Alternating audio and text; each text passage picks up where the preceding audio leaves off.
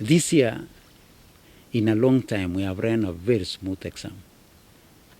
In this region, the eastern region, I was in the central region in the morning. We have not had any serious issues. We have had incidences like in the central region, we've had a few incidences in private centers where we have private candidates, where a few of them have tried to sneak in telephones. We have had around 2-3 cases of impersonation. And across the country, there's been little attempts of people trying to get early exposure. Early exposure is where somebody tries to take a photo of an exam that has been opened for doing after 8 o'clock. But you know, this year, we personalized our examination papers. Every exam is personalized to an individual.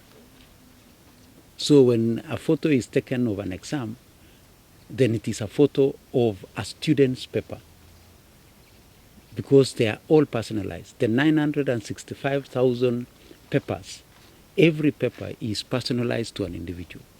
So when a school exposes an exam paper by taking a photo, they are compromising on a student, because it will be traced down to an individual. And that in itself has its own consequences. And the law is very clear on what happens.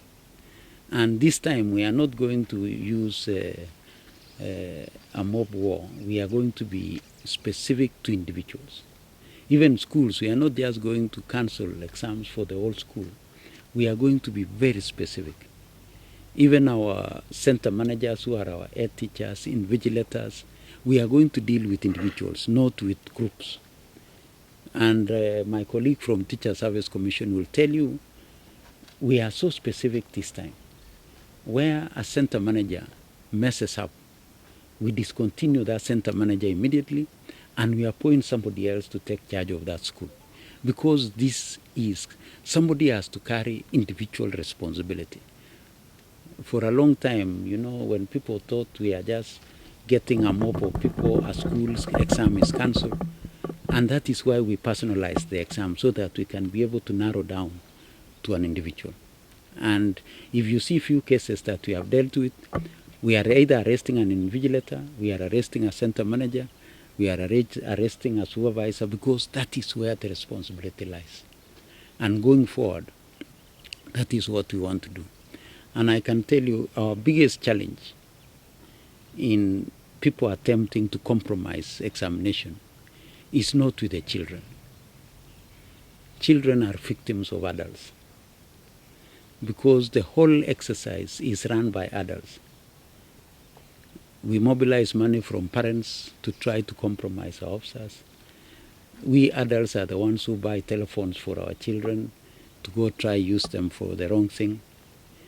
The people who want to photo that thing and take it so that answers can be done, answers are not done by children. Answers are done by us, the teachers and the adults. Those who bring it back to try to sneak it back to the children to copy are not children, they are adults. So these examination malpractices are largely run by ourselves as adults. If we commit ourselves as adults that we are not going to do it, then we shall be leaving our security officers to do the job they were employed to do, take care of us as a country, not taking care of an individual to do an exam.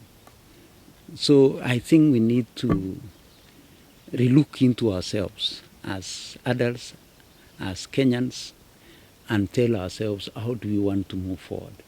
Is this the way that we would want to spend our money? Because I think it's not the best way of spending our money.